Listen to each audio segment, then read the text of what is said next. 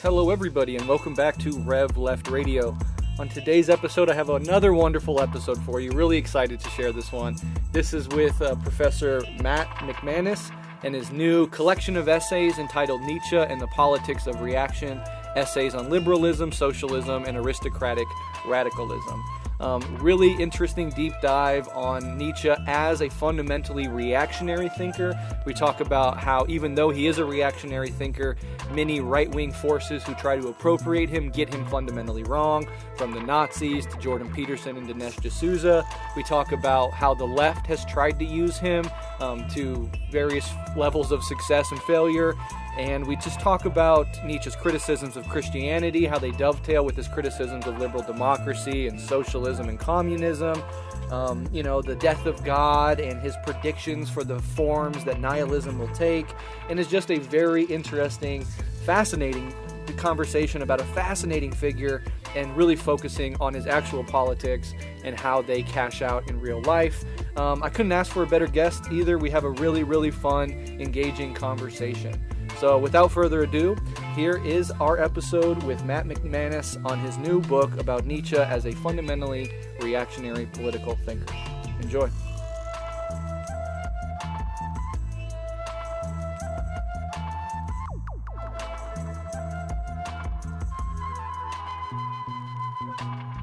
My name is Matt McManus. I'm a lecturer at the University of Michigan in the Department of Political Science, and I'm the author of a couple of different books. The one we're here to talk about today is a collection I edited called Nietzsche and the Politics of Reaction. And if people are interested in that, you can also check out my new book, The Political Right and Equality, Turning Back the Tide of Egalitarian Modernity, that should be coming out in a few months for Routledge Press. Oh, nice. Yeah, very excited to dive into that next book of yours. But this one, Nietzsche and the Politics of Reaction, is a really, really interesting one. It's one, again, in the title that focuses on his politics, and there's just so much here to talk to. I really enjoyed your interview with, I believe his name is Sean Illing from Vox's The Gray Area. I thought that was that was a great conversation, and I knew once I heard that I had to have you back on the show to discuss it, because you were on once to talk about your book on postmodern conservatism. Maybe 2 years ago, maybe even more than that at this point. So longtime Rev Left listeners will be familiar with you. But today we are talking about Nietzsche. So again, let's go ahead and just dive right into it. Outside of the outline I sent you, maybe just for like the 1 to 3 people out there who still might not know who Nietzsche is, can you just give us a quick breakdown of who he is and his place in the history of philosophy? Sure. Well, the simple answer is Nietzsche is a 19th century German philosopher. Along with Nietzsche and Freud, he's considered to be one of the founders of the school of suspicion, as it's sometimes called. This kind of in-depth approach to looking at text and looking at philosophical problems that interrogates them with an attitude of cynicism or wariness of some of their more grandiose claims. And Nietzsche himself was a very complicated guy, let's just put it that way. He started off early on being deeply religious, thought about going into the priesthood, following in his father's footsteps. Later on became an atheist under the influence of a number of different figures, probably the most important one being Arthur Schopenhauer.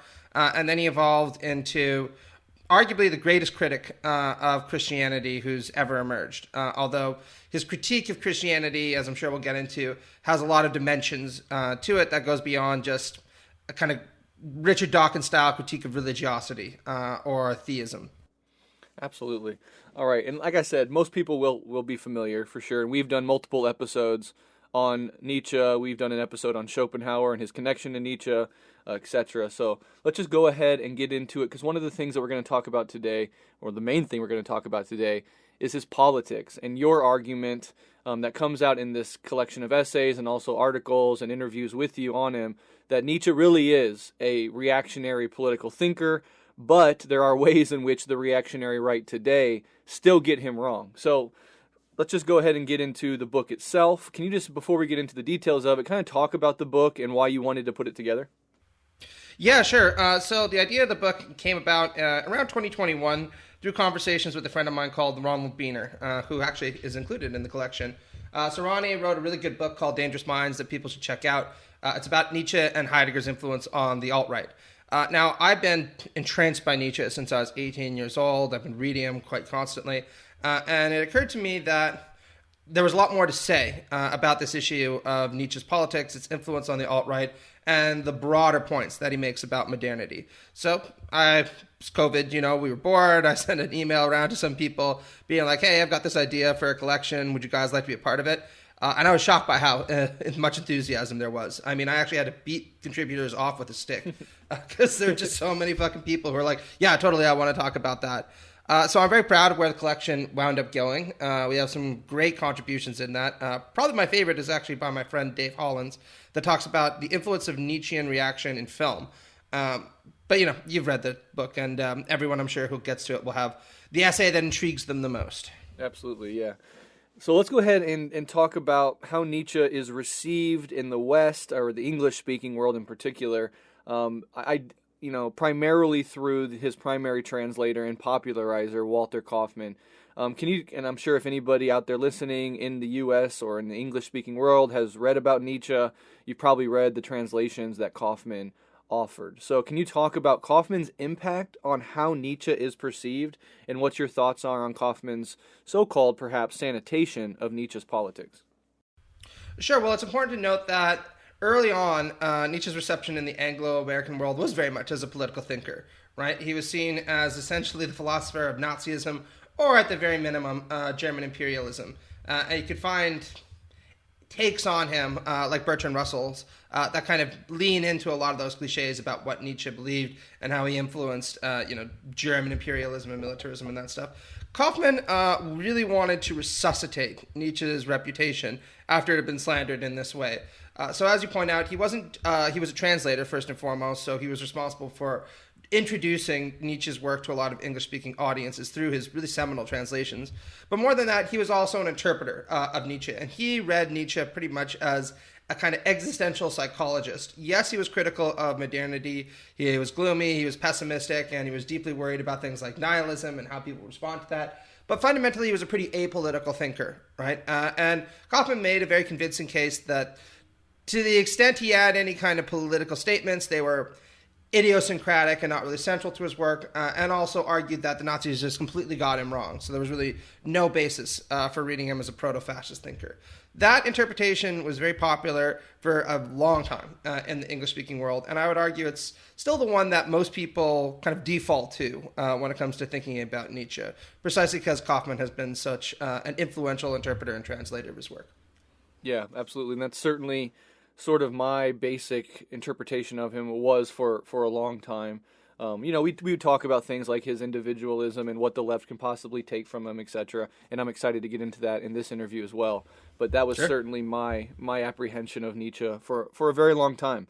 And, works like this that you put out have helped kind of change that and deepen my understanding of Nietzsche. So let's just go ahead and get into the core argument of yours and of this collection of essays, which is that Nietzsche really was a truly reactionary thinker, and his being taken up by the right is no surprise. So can you tell us the ways in which Nietzsche was a fundamentally reactionary thinker and what his political vision actually was? Yeah, so Nietzsche was a profoundly political thinker. Actually, he was quite proud of that fact. If you read Ecce Homo, which is probably the last thing that he wrote, there's some debate about that. It's kind of a little autobiography that both serves as a kind of culmination to his work and as an introduction to his life for new readers, if they happen to get to it. He talks about how he is going to be responsible and is also forecasting the emergence of great politics in the world for the first time, or at least since antiquity. And he says that there will be wars that the world has never seen, many of which will be fought in my name, right? And it's a chilling, stunning kind of statement. And what's all the more dramatic about it is most of the time when you hear somebody say there are going to be gigantic wars that break out, they're saying it as this kind of doomy forecast. Nietzsche is actually a bit excited about this. He says that the fact that there are going to be wars that the world has never seen, including some that will be fought in my name, testifies to not least how great my thinking is, but also the fact that the human race is not exhausted yet. It hasn't fallen so far into the nihilism of the last man that something new won't come into the world. And Nietzsche himself was not a systematic thinker, so it's hard to say exactly what kind of politics he wanted to endorse in terms of a program. But it's very clear what he was attracted to. One of his first fans, if you want to call it that, a Danish philosopher, wrote him a letter saying, I think of your philosophy as a kind of aristocratic radicalism. Nietzsche actually wrote back to him saying, yes, that's very clever, and that's absolutely what I'm going for. And I think aristocratic radical is a good summation of Nietzsche's political disposition. For people who want more on this, they can read Domenico Lacerdo's just truly gigantic book on the subject of aristocratic radicalism. It's 1,000 pages, so carve out a summer for it. But we can dive into more details about it. But I think that's the kind of general gist of what he's going for. Okay, yeah. Now, I want to touch on also, of course, that anybody that does know of Nietzsche will know about the statement, "The Death of God," and his diagnosis of the threat of nihilism coming in the era of modernity, specifically in the next century after Nietzsche died. And we certainly saw forms of nihilism that Nietzsche more or less predicted come to pass. Can you tell us the sort of different types of nihilism that Nietzsche was warning against and predicting might flourish in the wake of the death of God? Yeah, absolutely. So Nietzsche predicts that there are going to be a number of different kinds of nihilism that will emerge in the aftermath of the death of God.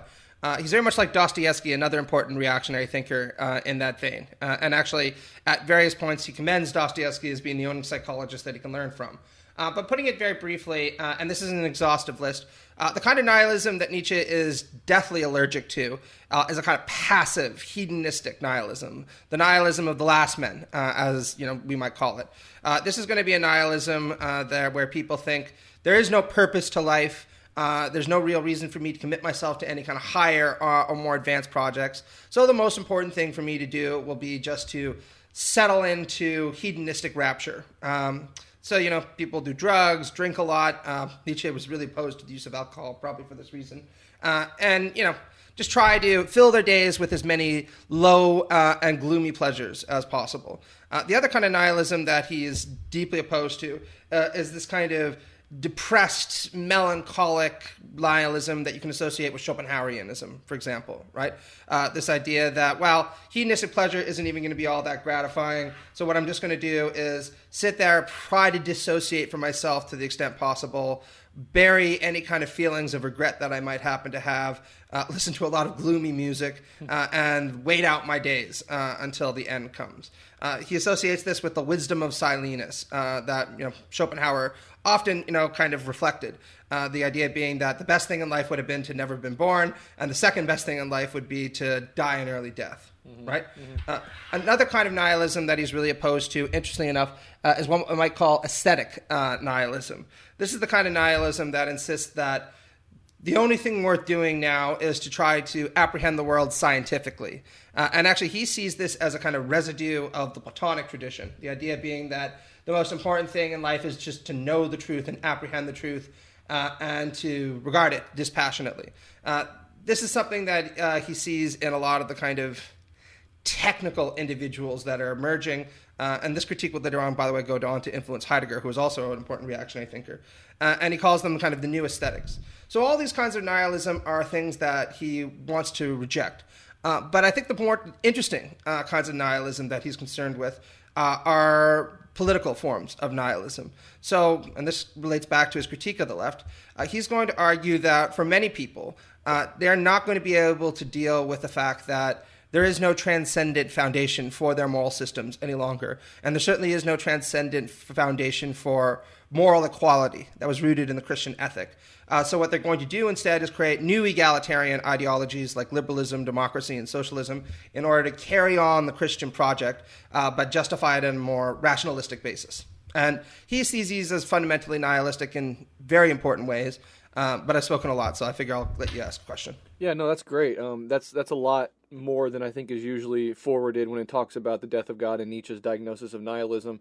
One of the things I'm wondering, and you're obviously much more well-read on Nietzsche than I am personally, so he might have covered this, but I've always thought for a long time that one of the forms that nihilism has taken in modernity or in late capitalist America in particular is this sort of nihilism of capitalist consumption and worship of the self.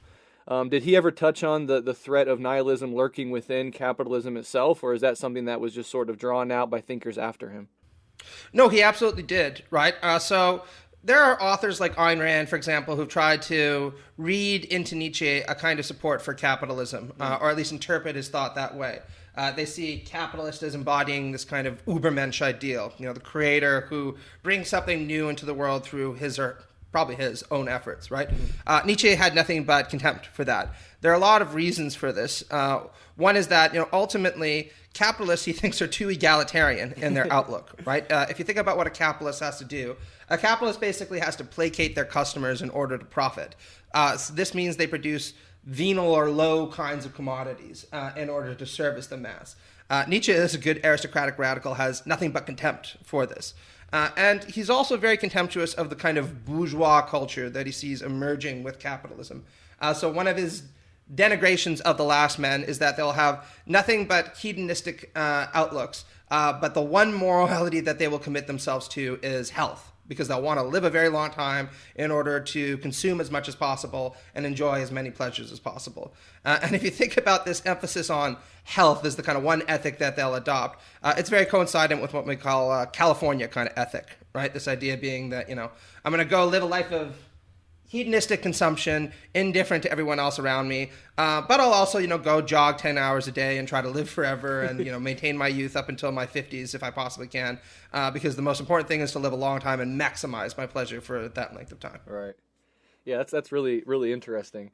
I think new forms that are perhaps emerging in the sort of late 20th and early 21st century is like, things like transhumanism, sort of techno-escapism. Did Nietzsche see even the vaguest outlines of that sort of nihilism? Oh, absolutely. Again, if you think about the problem with the last men, right? He thinks that one of the difficulties that they're going to face is precisely that technology makes their life so easy, right? And this means that they don't have to struggle and fight the way that earlier peoples would have had to because they were environmentally conditioned for that.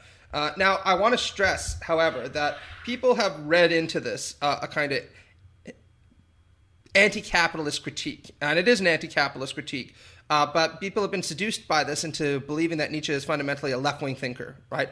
And that, I think, is entirely incorrect. He is launching a critique of capitalism and bourgeois values, but it's a reactionary critique of bourgeois values. Again, the problem with capitalism is that it is too egalitarian, since it's fundamentally about placating the needs of the herd or the mass with all their vulgarity, right, through commodities, as the production of commodities for the sake of consumption.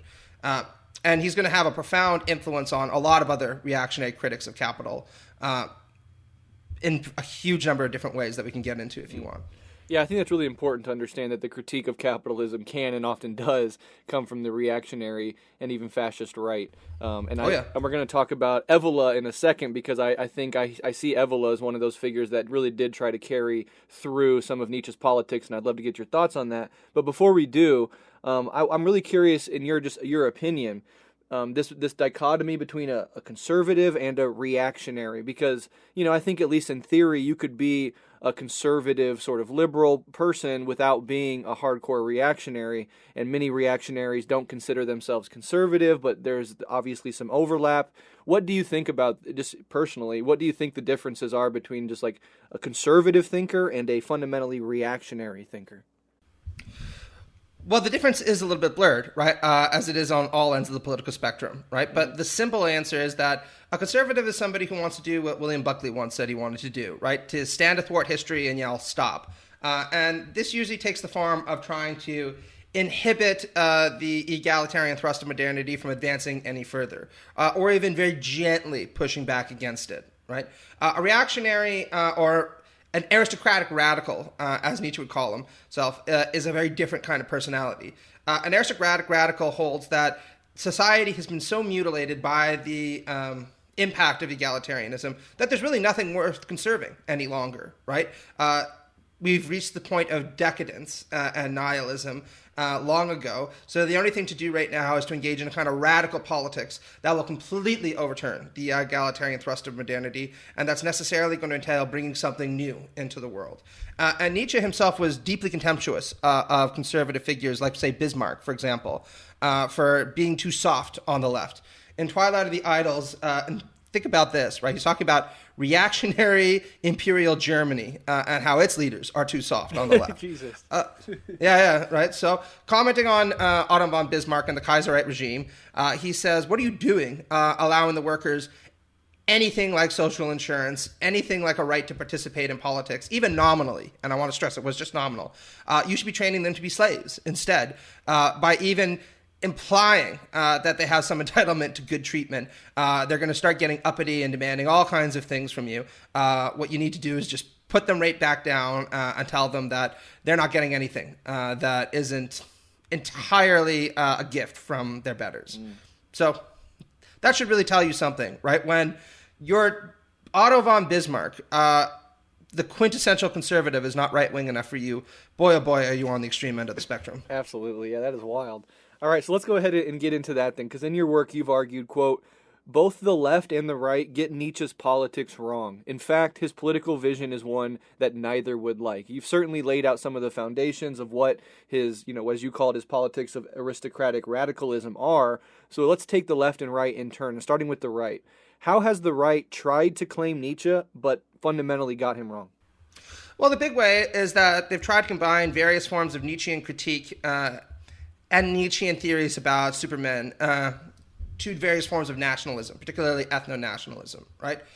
Now, Nietzsche would have had nothing but contempt for the kind of white identitarians, as they kind of bullishly like to call themselves, or white nationalists who appropriate his thinking.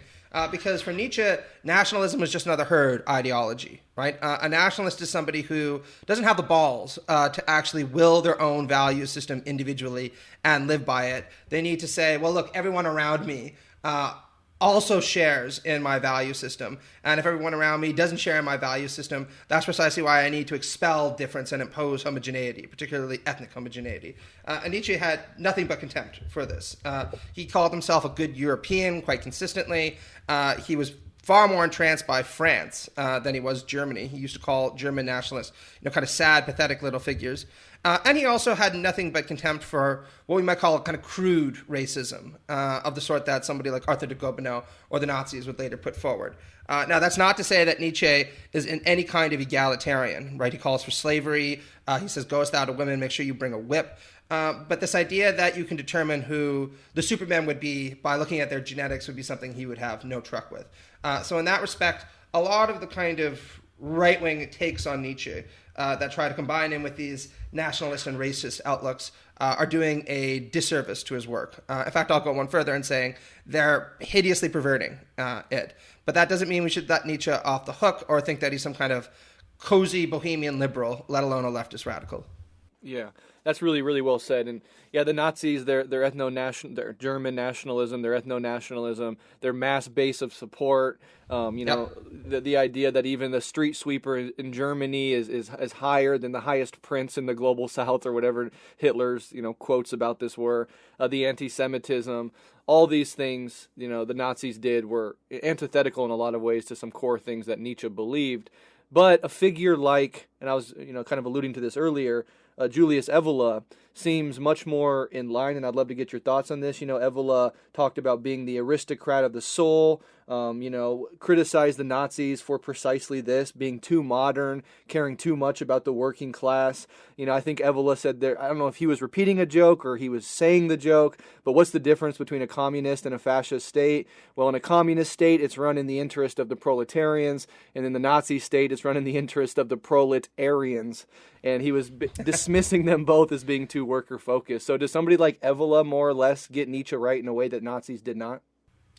It's hard to say. I want to point out that if you read Evola, Evola is kind of a fool, right? Yes. I just want to put it that way. Dork.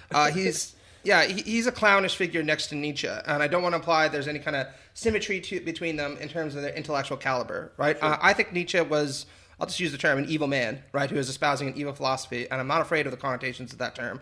But there's no doubt that he was a genius, right? The well of creativity that he was drawing upon was inexhaustible, right? In 1988 alone, he published something like 5 classic books, all of which are worth reading, right? When you think that many of us would be happy with one classic phrase that people would remember us by, that's truly astonishing, right? Yeah. Evola was a kind of tinkerer, syncretic thinker, jackass amongst everything. But to put it really simply, right, there is definitely a symmetry between what he was arguing for and a kind of bastardized version of Nietzscheanism. So Evola characterized himself as a super fascist on various occasions. And he does echo Nietzsche in The Revolt Against the Modern World, where he is extremely critical of Christianity, because he sees Christianity as the root of modern egalitarian movements for undermining this kind of aristocratic ethic that he associates with more antiquarian periods. And in fact, at one point in Revolt Against the Modern World, he even talks about how this might seem contrary to his admiration for the Middle Ages and his desire to turn things like the SS into kind of modern Teutonic order, for example. And he says, no. Everything that was good about the Middle Ages was anti-Christian. It's focused on aristocracy. It's focused on this kind of warrior ethic. And to the extent that there was a Christian basis to life in the Middle Ages, that's what eventually led to the emergence of egalitarian modernity. So you can see a lot of Nietzsche in that, coupled with a lot of de Maistre and coupled with a lot of bullshit. Let's just put it that way. Yeah. But it is an indicator of how his thinking and these lines of critique that Nietzsche develops are going to be taken up by a variety of right-wing thinkers, including many who are deeply inferior to Nietzsche in terms of the caliber of their thought. Yeah, absolutely. Just with that in mind, then, is there anyone else that jumps to mind, any group or any individual on the modern or close to modern far right that does get Nietzsche more or less correct, or that actually puts him into service of their right-wing politics in a way that doesn't radically deform Nietzsche's basic philosophical assertions? I wouldn't say so, no. And part of the problem is, again, that Nietzsche wasn't a systematic thinker, but what he did consistently insist on was a kind of radical individualism, right? His aristocratic radicals would be hard to pin down precisely because they wouldn't be characterized by any kind of group qualities, right? They would be rarefied and elevated. And consequently, people who belonged to the herd couldn't even predict what they might look like. And it's very hard to mobilize a group politics on the basis that only a few select individuals are worthy to engage in great politics. Particularly in the modern world, you need a kind of mass base of support, which is why I think it's so tempting to try to align his aristocratic theories with various forms of nationalism, with various forms of racism, with various forms of identitarianism, is the new PC word that they sometimes use, right? And none of them are sincere to his thinking. There have also been attempts by people like, say, Jordan Peterson, for example, to turn Nietzsche into this kind of soft conservative figure. At one point in Maps of Meaning, Peterson even describes Nietzsche as a friend of Christianity because he's trying to wean it off of its more sentimental sides and reconnect it to a kind of individualism. But this is also, a deep misreading of Nietzsche because for Nietzsche, Christian civilization isn't the antidote to modern egalitarian movements and their sentimentality. Christianity is at the basis of these egalitarian movements. And so if you want to get rid of woke culture, what you need to do is tear Christianity up from the root and demolish it, is really the only way to describe it. Yeah, well, we're definitely, the next question I think we're going to get into is the Christianity one after this one about the left, because I do want to kind of explore that a little deeper. But, kind of sticking to this right-left dynamic, we talked about how the right has tried to claim Nietzsche and got him wrong, the fundamental problem of trying to take Nietzsche's hyper-individualist philosophy and turn it into a group or mass politic, etc. So in what ways have the left tried to claim Nietzsche, and how do they also get him wrong? Well, I think there are a number of ways, and I want to say, I'm not sure that the great thinkers in the left tradition necessarily get him wrong. What they're doing is essentially creatively adapting certain Nietzschean ideas for more radical purposes. And I think that's an entirely legitimate theoretical exercise in some respects. What's problematic about this is it has become so popular to kind of take Nietzschean tools, put them to radical purposes, that people just assume that Nietzsche himself would have been happy with that, right? So just to give two examples, right? In the 1960s, there was an attempt by a wide array of French thinkers to politicize Nietzsche, but to politicize him for the left. Probably the two most important figures in this respect were Gilles Deleuze and Michel Foucault, right? So Gilles Deleuze wrote a very interesting book on Nietzsche where he talks about him as a philosopher of difference. That's one of Deleuze's key words, right? And obviously the left can argue for a kind of politics of difference that can be inclusive, tolerant, or even see diversity as testament to some kind of human flourishing, right? Foucault once famously said that he was a Nietzschean in an interview in the 1970s, and what he really picks up from him is this technique of genealogical construction and an understanding of systems of knowledge as deeply aligned with, indeed inseparable from, systems of power and domination. Right? Now, these are both creative appropriations of Nietzsche, but they are put to a politics that he would have been fundamentally opposed to, whether we're talking about a politics of difference that is about inclusion and toleration and even sentimentality towards those who have been dispossessed, and he would have had nothing but contempt for Foucault's attempt to read genealogy or to use genealogy to demonstrate why it is that there are still too many forms of coercive and domineering aristocratic power in society. So if we're going to interpret Nietzsche the way, or use Nietzsche the way that these figures do, that's fine, right? I have no problem with that. But we should be very aware that we are appropriating tools and setting them to purposes that the inventor himself would have been rabidly, and I do mean rabidly, opposed to. Absolutely. Yeah, I think that's really important to remember. One of the ways that that Nietzsche has had some influence outside of politics, and I know this is sort of outside of the context of what you're focusing on in this collection of essays, but is his influence on the psychoanalytic tradition that, kind of reached a pinnacle in Freud and then Jung, and both of which, incidentally were conservatives politically, for what that's worth. Do you have any thoughts on that psychological track from Nietzsche to Freud and Jung, and kind of laying out what the influence there exactly was? Yeah, absolutely. I mean, there's no doubt that Nietzsche had a profound influence on psychoanalysis in all of its flavors, right? Not just on the more conservative or liberal takes of Jung and Freud, but also on radical psychoanalysts like, Erich Fromm, Lacan, you name it, right? But just to give one example of how it is that he influenced the tradition, in the Genealogy of Morals, Nietzsche has this extraordinary analysis of how it is that guilt and the conscience were invented. And he argues that guilt and a conscience aren't natural to human beings. They're something that had to be drilled into us, as it were, by the propagation of slave morality. And once guilt and conscience were invented, Nietzsche actually thinks that it had a kind of dual effect. On the one hand, it actually benefited humankind. And this is one of the few things that he commends about Christianity, because the inventions of the guilt and the conscience, deepened the human soul by instilling in us a sense of reflection on our inner life that he didn't think was present before. On the other hand, he points out how the creation of guilt and the conscience also weakened our kind of vital instincts and undermined this drive for superiority that you could find in antiquity. So the deepening of humankind can also mean we become more impotent in the face of ourselves. And this is something that he is deeply critical of, particularly because he associates it with the spread of slave morality or herd morality. And you can see how this notion of the invention of an internal source of judgment would be very influential on people like Freud when he's developing his concepts of the superego, for example, as a kind of moral lawgiver in the conscious mind that punishes people for giving in to the instincts of the id.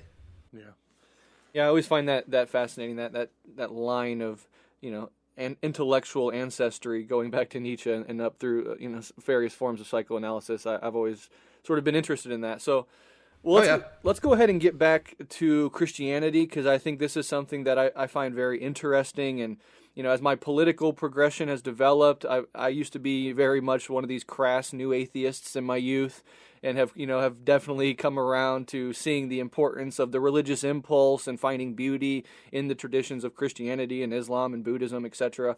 But all of that aside, how does Nietzsche's criticisms of Christianity dovetail with his criticisms of liberal democracy and socialism? And you can kind of turn this also into what Nietzsche thought of communism and Marxism insofar as he had any engagement with it. Well, he didn't have very much good to say about it, but absolutely, right? So here I think it's important to talk a little bit about the left critique of religion, right? So leftists have long been critical of organized forms of religion. And I think this is a tradition that really dates back to the French Revolution, because reactionaries would often appeal to this combination of throne and altar revanchism to try to agitate against progressive ideas. Somebody like, say, Joseph de Maistre is exemplary here, right, where he talks about how it is that these universalistic, rationalistic impulses that are motivating the French revolutionaries need to be checked by instilling in people this kind of dogmatic faith that God has consecrated the institutions into which they are born with a sacral quality, especially the monarchy, and they are engaged in, and this is his term, a satanic kind of rebellion if they wage war against the ancien regimes of Europe. So that's a very typical kind of reactionary progressive binary. Nietzsche breaks out of this fundamentally by saying, no. Religion is not the handmaiden of reaction, and it isn't going to serve as a long-term glue that will hold hierarchical societies together. Christianity is fundamentally an ultra-egalitarian creed, and the various forms of modern radicalism that are emerging are just its secular offspring. So his shorthand definition of socialism is Christianity with the residue of Rousseau. This is in The Will to Power. And in The Antichrist, he says that the anarchist, the socialist, and pretty much every other kind of radical you can think of all share this genealogical link to Christianity. And this is a quote from The Antichrist where he says, "The rabble of socialists, the apostles of Chandala, who undermine the working man's instinct, his pleasure, his feeling of contentment with his petty existence, who make him envious and teach him revenge. Wrong never lies in unequal rights. It lies in the assertion of equal rights. What is bad? But I have already answered. All that proceeds from weakness, from envy, from revenge. The anarchist and the Christian have the same ancestry."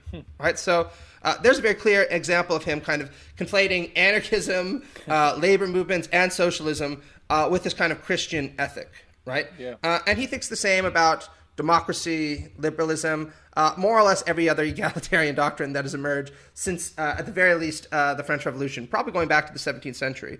And so he argues that in order to permanently get rid of liberalism, socialism, democracy, anarchism, and all these egalitarian movements, we need to tear up their Christian root and replace slave morality in Christian society with master morality and radical aristocracy. Yeah, so there's lots to say here. Well, one way to go is, insofar as there's this criticism of Christianity's egalitarianism giving rise to democracy and socialism, and people still, especially in the United States, on the political right, who love to claim exclusively, their dominion over Christianity as a conservative, family value-oriented philosophy. Can we take this Nietzschean critique, turn it on its head, and accept it that yes, the communists are the true Christians, and the left should fight on the religious terrain to our own political benefit to claim the tradition to lay stake to the radical egalitarian impulse within Christianity and the message and life of Jesus Christ against our political others? Well, I've thought about that at points, and I do think there's definitely strategic terrain where the left could reclaim a kind of egalitarian Christianity to its benefit. And I don't think that's just hypothetical either. It's important to note that the most successful radical movement in the United States in the 20th century was the civil rights movement, right? Which had a Christian basis, but was also mobilized to demand things like civil rights, obviously, for people of color, which have been denied for far too long. And it's important to note that MLK was also a democratic socialist, and had he lived, who knows what might have happened. He might have helped popularize democratic socialism in the United States, aligned with this kind of Christian ethic, and created a new kind of political coalition to demand racial and economic equality and democracy. So that's kind of my alternate history, right? Yeah. I do think that we need to be careful, though, because Marx is absolutely correct that religion can very often be mobilized into fetishistic or idolatrous forms that serve to conciliate individuals to the conditions into which they are born, rather than to mobilize them into action demanding a more just world. And this is related back to his famous characterization of religion as the heart of a heartless world and the opiate of the masses. If the left is going to align itself with a kind of religious ethic to demand social change, we need to be very clear that this is going to be a liberatory kind of Christianity, not a Christianity that is intended to conciliate and placate to the world as it exists right now. Right. Yeah, treating it as like a vehicle of liberation of all the oppressed as opposed to a salve to make, these unhuman conditions more bearable. You can see this even happening with, corporate America's attempted co-option of things like the yogic and Buddhist traditions, where those things are just completely stripped of all their depth and used as like little ways to make yourself feel better in the deteriorating conditions of late capitalist American society. And so I totally agree that we should always be on the lookout for that. But one of the things I really appreciate about you, and that echoes some sentiments that I've uttered before, is I think I've heard you say, and I think you were alluding to it there, that MLK in the American tradition is probably the closest thing to a Jesus-like figure that the United States has had. And of course, being that figure, he was also crucified by a white supremacist society that wasn't, accepting of his ideas, showing, I think, in a lot of ways how if Jesus really came back in modern America and he took the form of the marginalized, of the vulnerable, of the oppressed, it would be people who claim to operate in his name that would be his most vociferous critics and haters. Absolutely. Yeah. I don't know if you've ever seen the show The Boondocks. Yeah. It's an amazing show. They actually had a funny episode come out in the 2000s where MLK wasn't killed. He woke up from a coma in Bush's America. And he does his normal thing of arguing for peace and love and, inclusion. And it's right-wing media that leaps on him immediately and denounces him most vociferously. So absolutely, I think that's what would happen. I've always said, if he came back, it would be he'd be crucified again, but this time by people with crosses hanging around their necks. 100%, yeah. One of the things you do on Twitter that I really like is that you bring this sort of fight to figures like Jordan Peterson and Dinesh D'Souza, which really try to claim this Christianity as if it is, and the life and message of Christ, as if it is this bulwark against quote-unquote wokeism. Can you talk a little bit about the ways that Peterson and D'Souza sort of try to employ Christianity in this right-wing way, and how they get Nietzsche's criticisms wrong in the process, trying to claim Nietzsche while also trying to claim Christianity? Yeah, well, I think that this just testifies to the extraordinary laziness, even on the intellectual right at this point, or the so-called intellectual right, precisely because from Nietzsche's standpoints, people like D'Souza and Jordan Peterson really don't have any kind of balls, right? Mm-hmm. They're not willing to take the force of his critique on board because they want to have it both ways, right? On the one hand, you can also put Douglas Murray into this category, particularly his book, The War on the West. On the one hand, they want to appropriate Nietzsche's critique of the left, particularly its denunciation of last men and his characterization of the left as motivated by ressentiment. So, for instance, in his book, United States of Socialism, Dinesh D'Souza appeals to Nietzsche to say, even if it was the case that socialism could work, like it seems to work pretty well in the Nordic countries, why would we want to live there, right? Do we want a society of last men named Sven? It's this kind of crappy joke about Nordic social democracy, right? And Peterson, of course, will sit there and say the left is motivated by this pronounced sense of ressentiment towards the established order. It should be grateful for what it has given to them. And if you put these people who are motivated by these feelings of ressentiment in power, they're going to become little Stalinists. What Nietzsche would say to them all is, if that is what you are genuinely committed to, preventing a society of last men from emerging or chastening these egalitarian movements motivated by ressentiment, then what you have to understand is, of course, these are all offshoots of this fundamentally Christian ethic.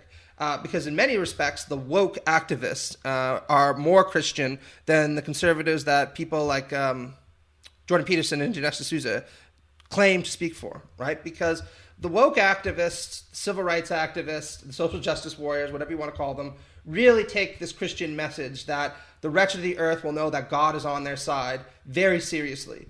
And they think it's important to achieve equality and toleration and love and fraternity in this life now, because things should be on earth as they should be in heaven, right? And Nietzsche would say, we should totally reject that ideal. And to do so, again, we need to reject the Christian ethic and go back to a more aristocratic kind of master morality that'll be rabidly anti-egalitarian and anti-Christian in its outlook and develop a new kind of value system that is appropriate to that.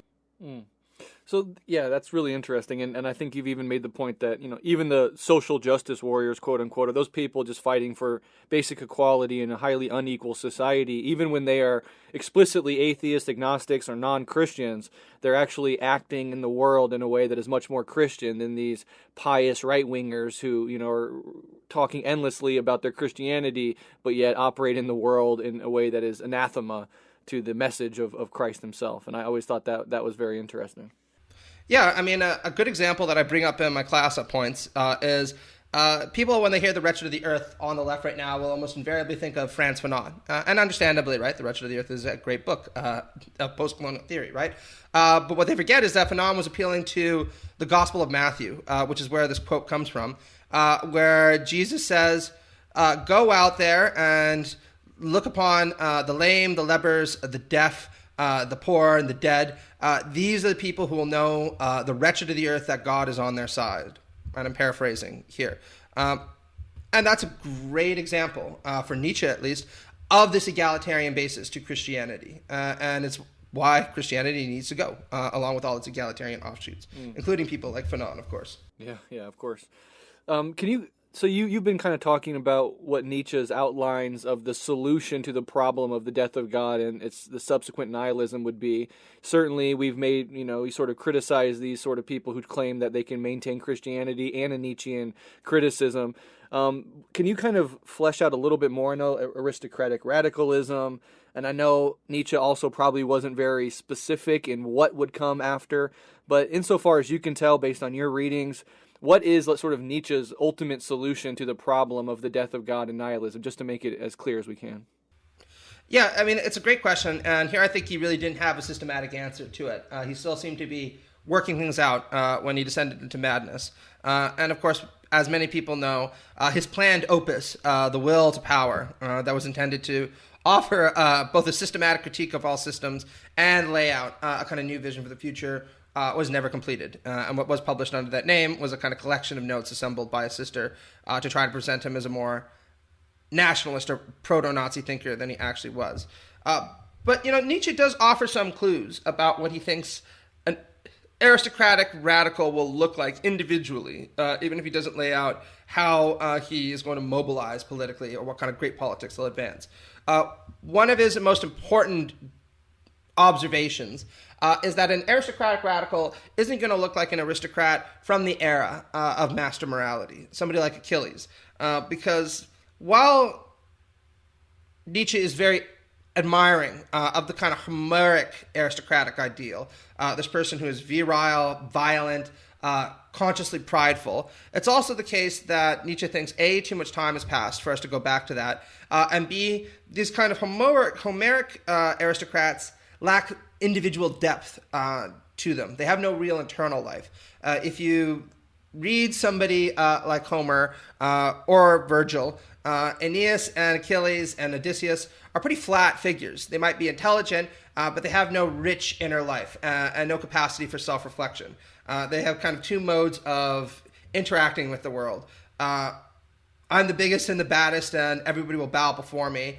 And this kind of austere magnanimity, right, where they're content with what they've achieved for a while and are resting. What Nietzsche wants instead is, as he calls at one point, a kind of Caesar with the soul of Christ, an aristocrat who is prideful, who is violent, who is terrifying to the masses below him, but nonetheless has an inner depth to them, the soul of a poet, if you want to put it that way, right, and who consequently is consciously reflective of the value system that they are bringing into the world, rather than just living a kind of value system by instinct, if that makes sense.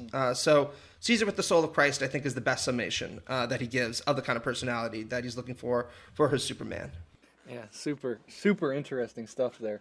I know some weirdos in the modern right sort of think in these terms or try to think in these terms. I think like a Peter Thiel is trying to be the Caesar with the soul of Christ, but he's neither a Caesar nor does he have the soul of Christ apparently. But he has the ego to think of himself as something in that vein, though.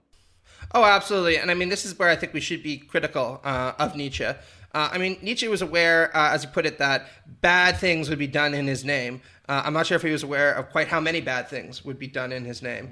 But look, any philosopher that puts forward a convincing view that there are supermen out there is going to attract personalities that think, boy, oh boy, do I fit that ideal, yes. Right?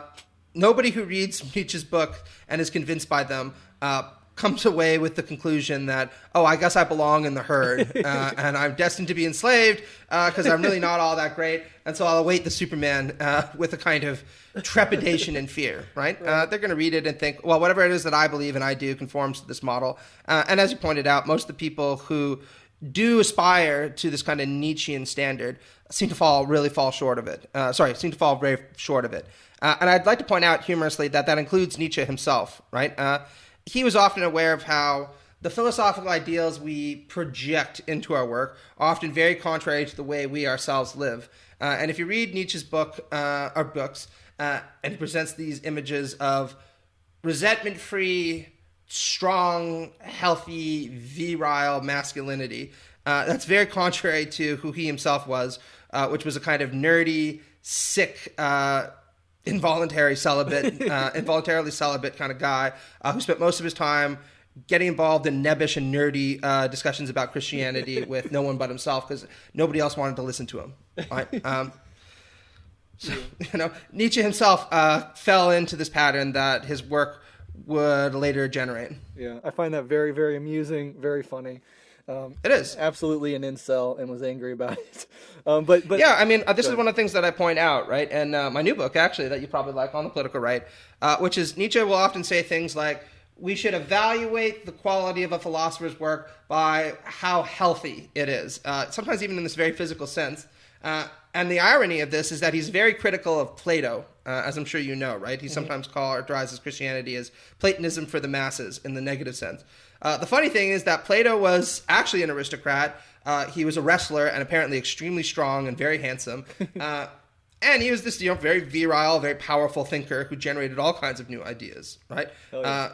The irony being, of course, that Nietzsche was a sick little man whose apparently only sexual contact came from a prostitute that he contracted syphilis from. Right? So you don't get much more of an inversion than that. Right, yeah. Talk about the psychologist needing a psychologist. Yeah.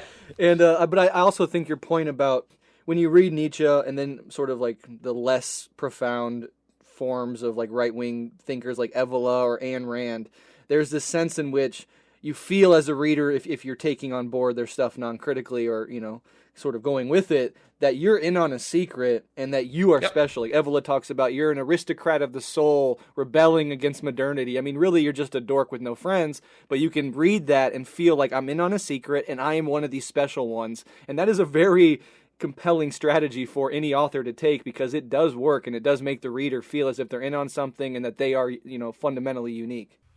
Oh, absolutely. And Nietzsche isn't the only right-wing author that accomplishes this, as you point out. His work isn't intended to be flattering to its audience. In fact, he consistently points out that you should not misunderstand him and you should read him carefully and perhaps even critically, right? He himself eschews a desire for disciples because he sees discipledom as a kind of crass status. If you really understand Nietzsche, you'll kind of approach his work like Wittgenstein approached the Tractatus, right? His works are a ladder that you rise to the summit of, and then you cast it aside, and you will your own value system. But other far-right authors that will do this sometimes are much more self-consciously flattering of their audience. Ayn Rand, I think, who brought up, is a great example, right? Where everyone who reads her work, particularly businessmen, thinks of themselves as Howard Roark or John Galt, right? Especially people like Peter Thiel, right? And I think that she intended that in a way that Nietzsche didn't. Or certainly she wasn't afraid of the checks that people would cash for her when she flattered businessmen in this way. Right. Yeah, absolutely. One thing you brought up throughout this episode, you touched on it, is resentment. And this is, I don't really know much about how this functions in Nietzsche's philosophy. Can you kind of talk about resentment and how he thinks about it and how that might be applied to his criticisms of the left and maybe the right as well? Sure. Well, ressentiment is a key Nietzschean term, It's probably most developed in the genealogy of morals, although you'll see references to it elsewhere. And I think that actually ContraPoints did a fantastic video on this, so I'll just deploy her interpretation of it, where she says we need to understand that Nietzsche does not mean by ressentiment what most people think he means by it. Most people think that what he means by ressentiment is envy, right? And envy just means that if you have something that I want, it's going to stir kind of covetousness in me, right? I want what you have. And what ContraPoints points out, and I think Nietzsche would agree with this, is in this respect, envy can actually be a productive emotion to have, right? If you sit there and you can lift more weights than I do, or you have more money than I have, that might actually motivate me to hit the gym a little bit harder, or to work an extra 5 hours a day at the office, right? And so envy can spur me to higher forms of activity or greater efforts, right? Ressentiment is not like that, right? Ressentiment follows the logic of if I can't have something, then nobody can have it, or I begrudge you the fact that you have something that I don't have, and I want to take it away from you so that you will suffer, and I don't need to feel like you're inferior any longer. And this is a very negative, toxic emotion that Nietzsche associates first and foremost with a yearning for revenge, right? So Nietzsche says that slave morality in Christianity emerged out of this desire for revenge on the part of the slaves against the ruling classes of the time. And because the slaves lacked the gall to actually revolt against their masters, because that could lead to their death, what they did instead is turn these desires for revenge creatively, and he points out this is an extraordinarily creative act, into a moral system that was the inversion of the master morality that was present at the time.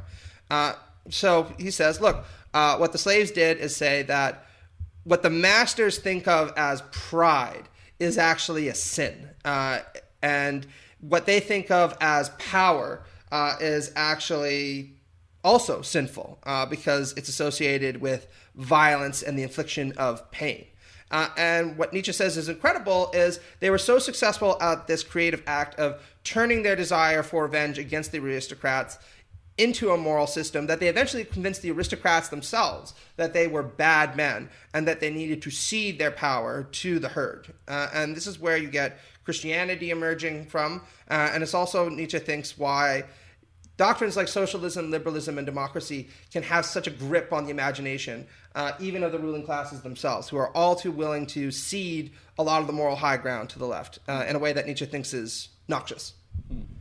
One of the problems I feel like I see in, Nietzsche's sort of stressing on, these elites and the Übermensches and these aristocrats as fundamentally better human beings and above the herd, whether you're talking in feudalism or you're talking under capitalism, is that when you look at the ruling class elites, they're not that impressive. They're not these super intelligent, forging their own moral systems and super talented and multidimensional. They're often stumbling, failing upwards, have families with connections. I mean, feudalism is literally, hereditary lines of domination, and somebody's fail son is now the king of the fucking land. And under capitalism, it's like the rich, privileged kid of, wealthy parents with good connections, get into a good school, fail upward, and now they're running the government or running big corporations or whatever. So I just always thought that, it'd be a lot more convincing if the ruling class elites were these obviously better people, but in so many ways they're inferior to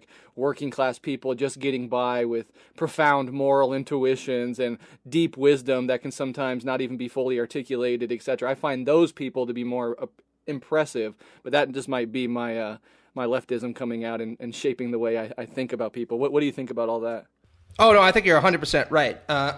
There's a really funny line in Adam McKay's Don't Look Up. Adam McKay is a great democratic socialist filmmaker, where Jennifer Lawrence is talking to a bunch of people about these different conspiracy theories about what the ruling class is doing. And she's like, listen, these people are way too stupid to pull off the kind of plans that you're thinking about. There's not some grand conspiracy here to do something that you aren't expecting. They're really just motivated by the crassest kinds of human greed, and they have no idea what they're doing because their selfishness blinds them even to the reality of the situation, right? And that's been my experience with a lot of people who think of themselves as they're part of the ruling class, right? And I think that's the kind of irony of this flattering that Nietzsche's work can affect on its audience is just as you mentioned, that the irony is that a lot of people who present themselves or preen as Übermensch really don't look all that impressive when you just peek a little bit beneath the surface, right? Think about somebody like Elon Musk, or better yet, Peter Thiel, right? Peter Thiel will often use this kind of Randian language of Superman with a bit of a libertarian flavoring to it.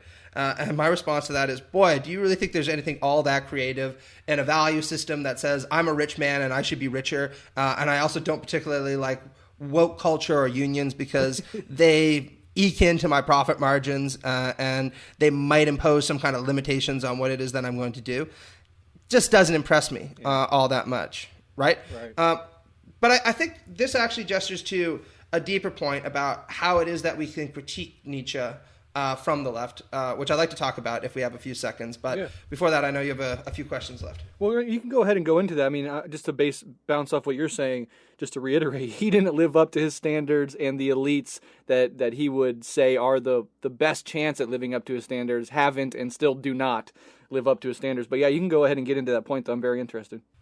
Sure. Now, I want to point out, I think that Nietzsche was a genius, right? And I think that it's important for a leftist to recognize that the political right is capable of mobilizing men and women of great talent to intellectually defend its projects, right? And this is why I think it's so important to do what people like Corey Robin, for example, are doing, or Wendy Brown are doing, which is to offer incisive critiques of right-wing intellectuals like Nietzsche and his various kinds of right-wing disciples, right? And I'm very happy that more of us seem to be doing that, and I'm looking forward to a great deal more of it. But in terms of the sharpest critique of Nietzsche that I've encountered from a leftist is probably from Wendy Brown and her book In the Ruins of Neoliberalism, which I strongly recommend everybody read because it's just a brilliant book by a brilliant political theorist who I think has a lot more to offer us in the future. Definitely. But what she says is that Nietzsche is absolutely right. She does offer him this concession in arguing that there are degenerate forms of left-wing politics that are motivated by resentment rather than a sincere desire for justice, right? And leftist movements that are motivated by resentment very quickly turn reactionary or they become impotent and disgraced. And that's why we need to reject those kinds of impulses, even if they can be very powerful motivators at any given moment, right? This kind of eat the rich mentality.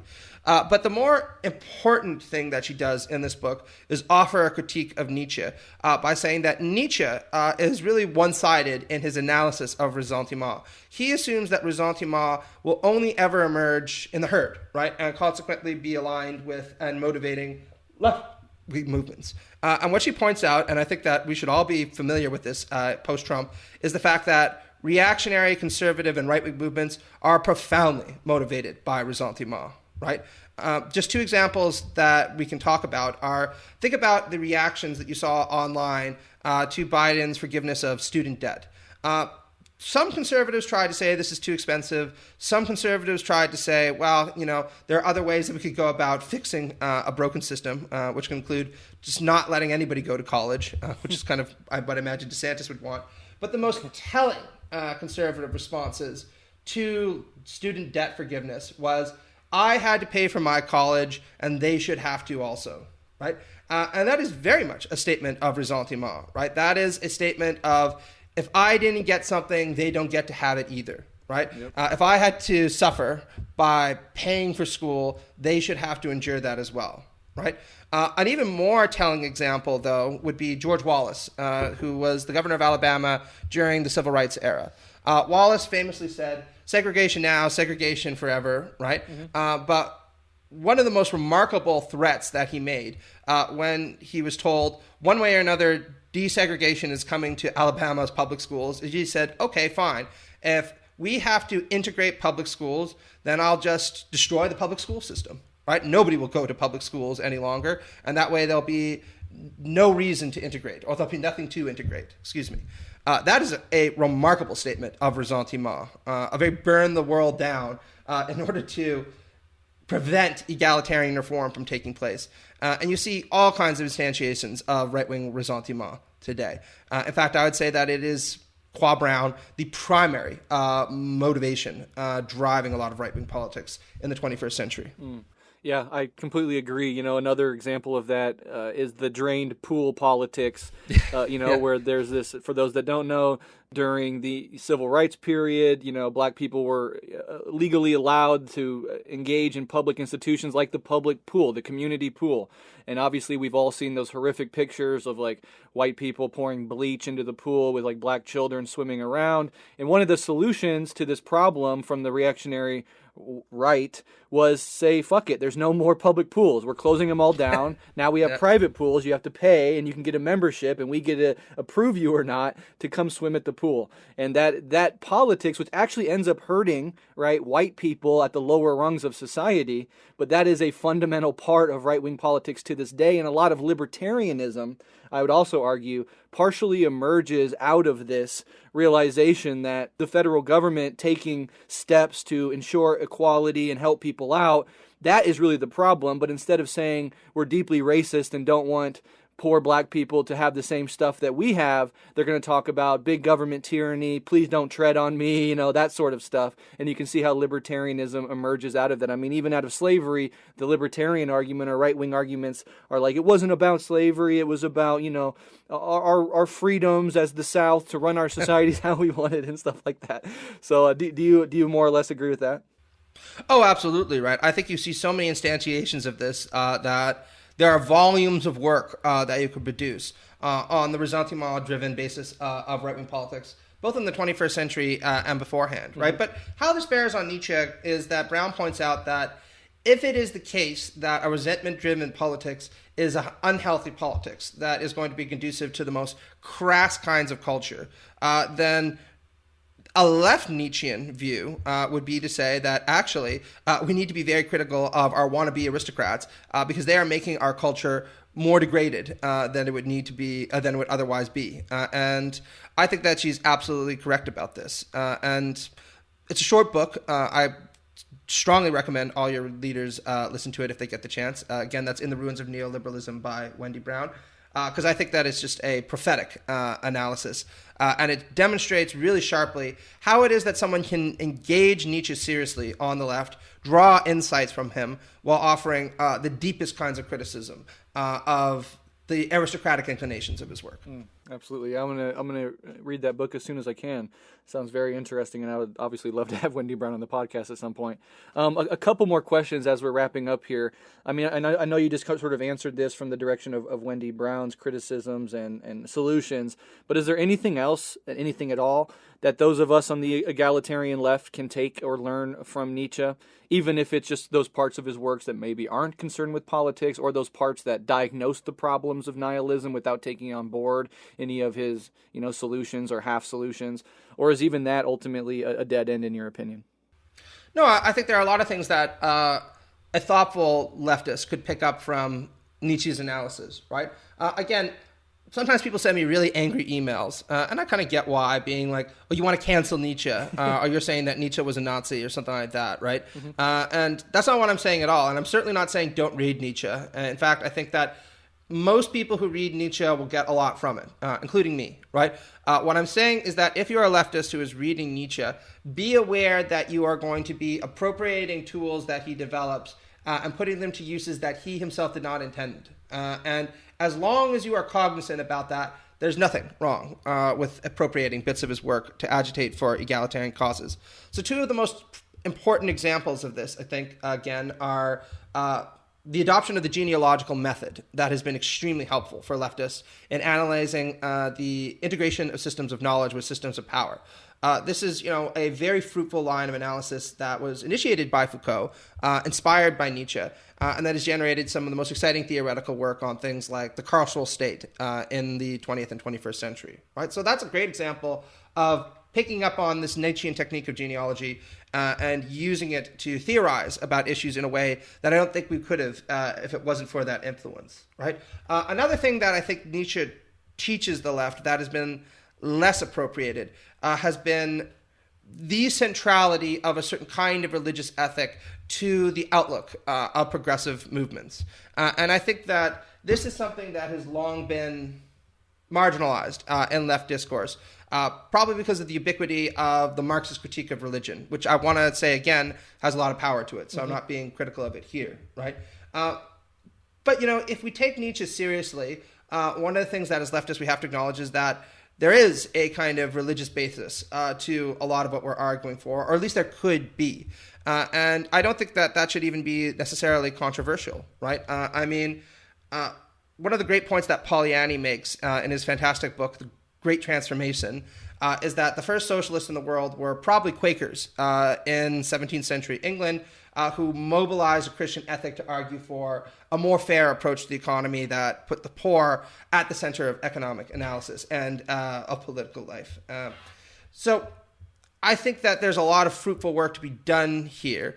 A great book on this subject that I strongly encourage people to read is Gary Dorian's massive A History of Democratic Socialism in the United States that really looks at how it is that Christian socialism was important in inspiring a lot of American radical movements. But there's just so much more to be said about this that I'll just stop there. Yeah. Go ahead. Very Nietzschean idea, right? Look at the centrality of religion to egalitarianism. Right. Yeah, a famous Quaker that jumps to mind that was arguing for a robust social democracy early on in the American Republic was Thomas Paine. Yeah. No coincidence he comes out of a Quaker background. And then John Brown, I think he was a Calvinist, but still motivated to do what he did out of his, Christian faith, and everything, all his explanations on why he was doing what he was doing were all came back to his belief in, the basic message of Jesus and what his duty was as a Christian on this earth. And so there's lots of stuff throughout our history, even just American history, that we can look at and see, this connection here and take that up on board and be proud of it. Yeah, or even look at probably the most influential democratic socialist in the United States today, aside from Bernie Sanders. Sorry, democratic socialist intellectual is Dr. Cornel West. Yes, right. Yes. Dr. West is a remarkable figure with a truly expansive view of what politics could be. Not to mention extraordinarily erudite, right? Yes. And he makes no bones about the Christian basis for his agitation for socialism and indeed for racial equity, right? And I think that his approach is a very inspiring one. I have a few critiques of it here and there. But he could serve as a model of a kind of radical intellectual that takes on board this Nietzschean claim that there's an association between Christianity and egalitarianism, but doesn't do so in a crass or unsophisticated way, and also acknowledges that religion can very much be used as a tool of reaction and conservatism. Yeah, absolutely. Great example. I love Cornel West. He's an influence on me. I'm a bit more of a shit talker, but like the way that he the way that he is so able to just treat everybody with deep human decency first and foremost, and the way that opens up his opponents to his critiques and to his ideas instead of putting them on their back foot and in a defensive posture is something we can all learn from. Absolutely. And he's wonderful with that. Yeah. All right, my friend. Well, one more fun bonus question before we wrap up here. And this is, why did Nietzsche go crazy? Was it simply an impact of late-stage syphilis, or was his philosophical musing so profound that even his own brain couldn't ultimately take him and snapped under the pressure? It's a good one. I'm going to go with the second one. I'm in a good mood today, right? He was a very complicated guy. I think that he had a really rich inner life that nobody could have mastered successfully, really. Certainly not without the aid of an awful lot of drugs and alcohol. And it's no coincidence that he loved opium, right?